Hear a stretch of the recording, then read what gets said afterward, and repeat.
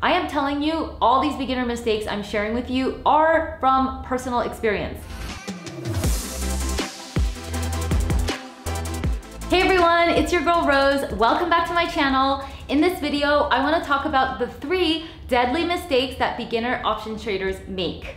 I thought it would be the perfect follow-up to last week's video, Is Options Trading Gambling?, where I talked about the 2 different ways to trade options. One approach that resembles gambling and another approach that is the opposite of gambling. Also, if you're new around here, this video is number 5 in a 6-week video series about options trading, so you can catch up on that playlist right here. And be sure to subscribe and hit the notification bell to stay tuned for future videos in the series.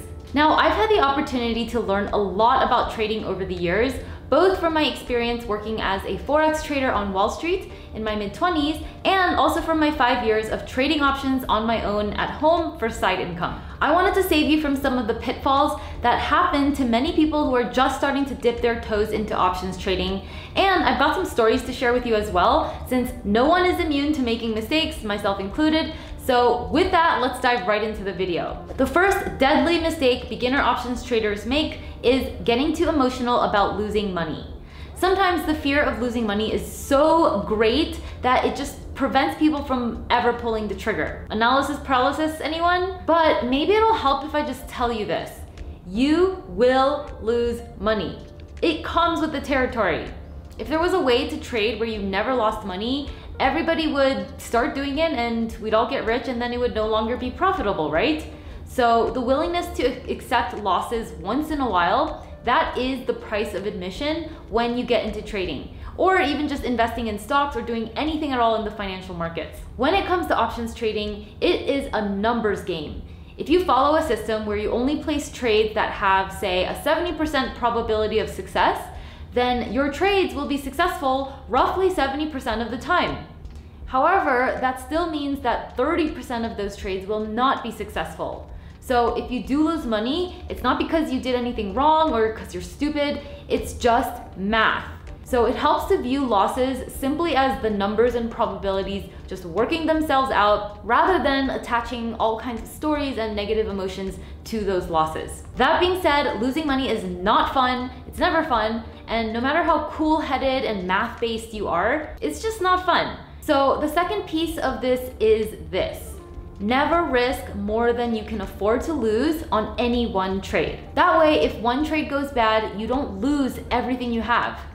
I've heard a lot of sad stories of people who tried to get into options trading or just trading and staked way too much of their savings on one trade thinking that it was a sure bet, which obviously doesn't exist, and then they become disillusioned because it doesn't go well and they lose a lot of money. So if you are ever losing sleep over a trade, you are risking too much. You should never risk your children's college tuition or your rent money or any sort of big amount of money on any given trade. So it's okay to start small and just set a goal to make, say, $20 a week, risking only $100 on a trade at a time. And although these kinds of numbers are nothing to write home about, if you can't manage your emotions with only $100 at stake, they're only going to get less manageable and more emotional when you have $1,000 or even $10,000 at stake.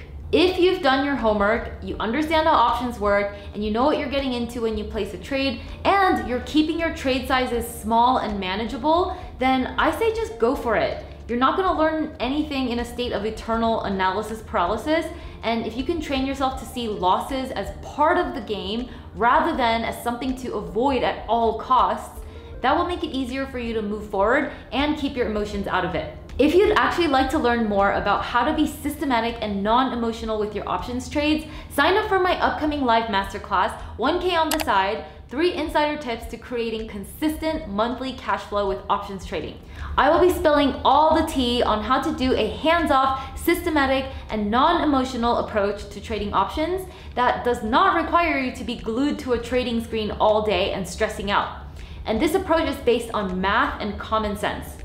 Understanding the logic, the reasoning, the math behind things has always helped me stay really grounded and make better financial decisions, and that's what I want to share with you on this free live training. I'll also be doing some live Q&A during this masterclass, so I would love to see you there. Just go to rosehan.com/options trading to sign up. Honestly, getting emotional about losing money is actually not just a mistake for beginners.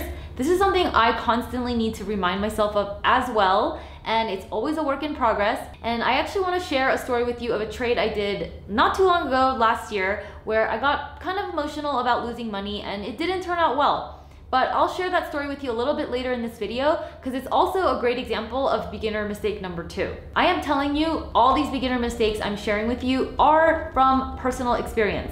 Unlike some of the other videos where I talk your ear off about the nitty-gritty math and theory of options trading, this video is going to touch a lot more on the psychology and the emotions behind options trading. So give this video a like if any of it is resonating with you. Moving right along to the second deadly mistake that beginner option traders make: getting too cocky and thinking you're a genius when your trades go well. I have always found it so fascinating how the financial markets can bring out the best and the worst in people, including in myself. That fear and the greed and the emotional roller coaster of watching your money and your trades go up and down, making and losing money. Wow, it is just really interesting to observe. And I've spent a lot of time trying to understand why we humans are the way we are around money. And I still haven't found an answer, to be honest. We are just irrational beings.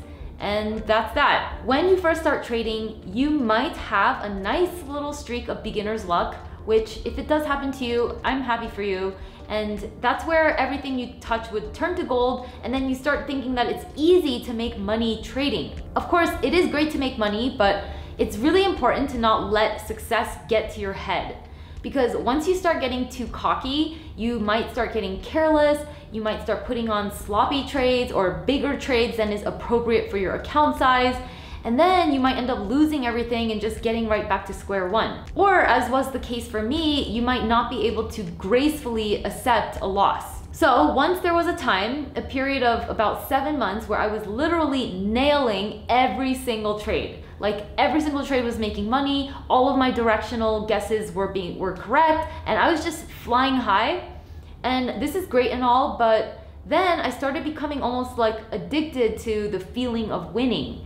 And somewhere in the back of my mind, I must have developed this theory that Rose never loses and she's just invincible. And so I became kind of attached to this inflated, egotistical view of myself. And so one day, one of the options that I'd sold expired in the money, which when you're an option seller is actually a bad thing. Expiring in the money is good for the option buyer, but it's bad for the option seller. So basically it meant that I was gonna have to take a loss.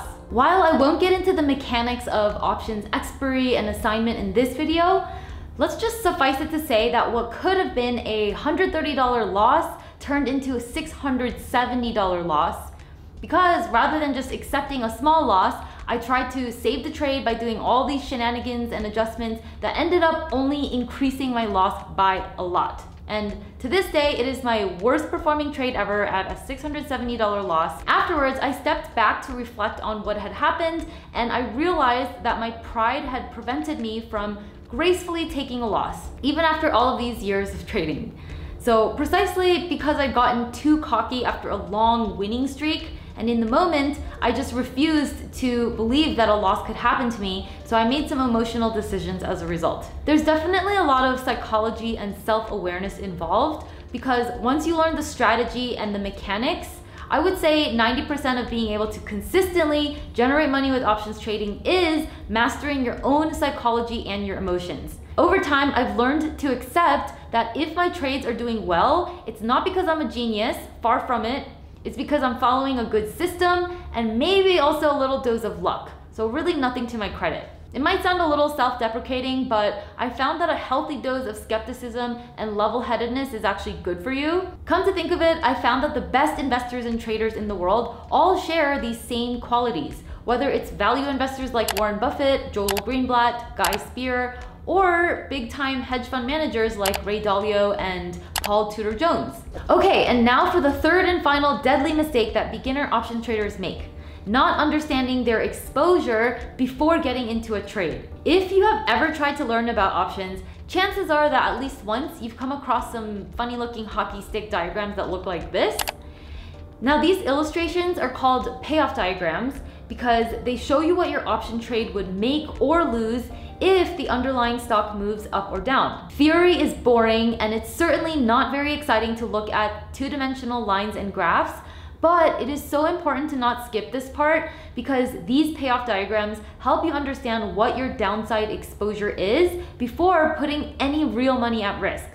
I feel like sometimes people are so excited to get started that they're only thinking about the potential upside, and then they jump in and maybe they don't realize the downside until it's too late. Classic example, and very tragic story actually, a 20-year-old college student named Alex Carnes committed suicide after opening an options trading account at Robinhood and mistakenly thinking that he'd lost $730,000 on an options trade. It turned out to be a total mistake, some weird thing in user interface and the way Robinhood represented his account balance, but huge misunderstanding, and he left this suicide note on his computer where he described how confused he was, but that I also have no clue what I was doing now in hindsight. It's important to know that when you sell a call or sell a put, for example, that you have limited upside and unlimited downside in the example of this selling a call. In fact, if you try to sell a call in your trading platform, you'll get an order dialog box that looks something like this. Max potential gain, $480. Max potential loss, infinite. That's pretty scary. These are things you want to know before you open an account and try to do anything on a trading platform. One of the most common questions I get from people about options trading is, what brokerage should I use to trade options? And of course, that is an important step to get to, but in my opinion, that is not the most important thing to figure out when you're starting out. The most important thing to figure out is, do you understand your max potential gain and your max potential loss when you buy or sell a call option and when you buy or sell a put option? When you buy a call, you have unlimited upside because the stock can theoretically go to infinity. And so the value of your call option can also theoretically go to infinity. And if you sell the call, on the other hand, that would be the flip side.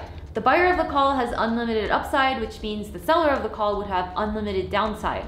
Now, when you buy a put, you have a lot of potential upside because the more the stock goes down, the more the value of your put option goes up, so they are inversely related. However, since the stock can't go below zero, the potential upside of buying a put option is not unlimited. And then of course, since selling a put is the opposite, the exact mirror image of buying a put, with selling a put, you would have a lot of potential downside, precisely the opposite of the upside of buying a put. The goal here is that before considering any trade, you want to be able to answer fairly quickly, if I sell this option, what's the best thing that can happen and what's the worst thing that can happen? If I buy this option, what is the best thing that can happen and what's the worst thing that can happen? These 4 quadrants summarize everything you need to know about your maximum upside and maximum downside when buying and selling calls and puts. And in my opinion, one should really hold off on placing their first trade or even thinking about it unless they're able to actually draw these quadrants in your sleep. I'm obviously exaggerating a little, but you get my point. You want to understand these payoff diagrams like the back of your hand. If you have a good understanding of this quadrant, you can also put together strategies that have a more favorable payoff profile, so you can sort of customize your exposure.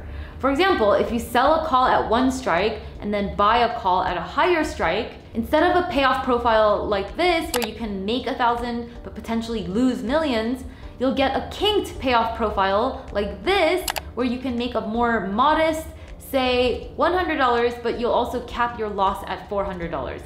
Much safer than the first kind of trade. So that wraps it up for the 3 deadly mistakes that beginner options traders make. I hope you enjoyed this video. And of course, if you're interested in getting some insider tips on starting your options trading side hustle, you are officially invited to my upcoming live masterclass, 1K on the side, where you'll learn all about how to trade options in a way that generates consistent cash flow in a safe, systematic way.